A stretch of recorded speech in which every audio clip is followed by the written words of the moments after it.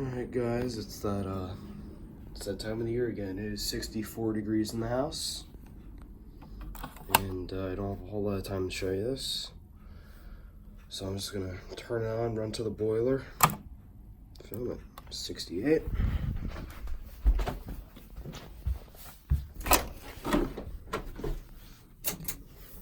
The oil Smith's holding up good.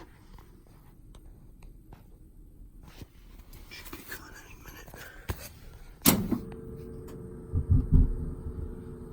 Nice. There you go, says run better than ever.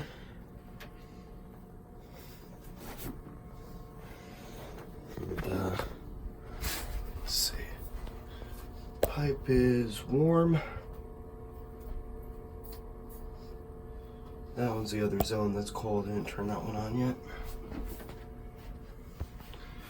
This is the supply pipe. This is the old cast iron pipe. Probably the 40s, 50s right here. It's getting warm.